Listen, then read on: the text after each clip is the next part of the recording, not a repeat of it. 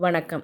இயக்குனர் அலுவலகம், மாநில வேளாண்மை விரிவாக்க மேலாண்மை நிலையம் குடுமியான்மலை வழங்கும் தினமொரு தொழில்நுட்ப செய்தியில் இன்று நாம் காண இருப்பது துவரை பச்சை காய் துளைப்பான் அறிகுறிகளும் கட்டுப்பாட்டு முறைகளும்.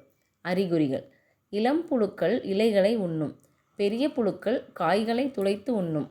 புழுக்கள் தலையை மட்டும் காயின் உள்ளே விட்டு உடலை வெளிப்பக்கம் வைத்திருக்கும். காயை சுற்றி வட்ட வடிவ துளைகள் இருக்கும்.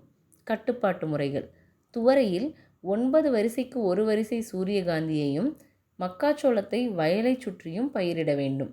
இனக்கவர்ச்சி பொறி ஏக்கருக்கு 5 என்ற எண்ணிக்கையில் வைத்து அந்துப்பூச்சி நடமாட்டத்தை கட்டுப்படுத்தவும். ஏக்கருக்கு 20 பறவை தாங்கிகள் என்ற எண்ணிக்கையை அமைக்கவும். வளர்ந்த புழுக்களை சேகரித்து அழிக்கவும்.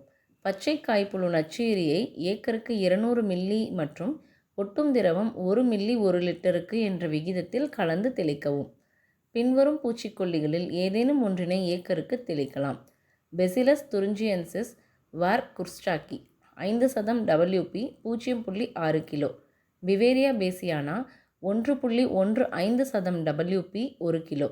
Azadirachtin 0.03% 400 milli. Cartap hydrochloride 50% SP 400 gram. Chlorantraniliprole 18.5% SC 60 milli. Fipronil 80% WG 20 gram. Flubendiamide 39.35% SC 40 milli. Flubendiamide 20% WG 50 gram. Emamectin benzoate 5% SC 80 milli. Lufenuron 5.4% EC 250 milli.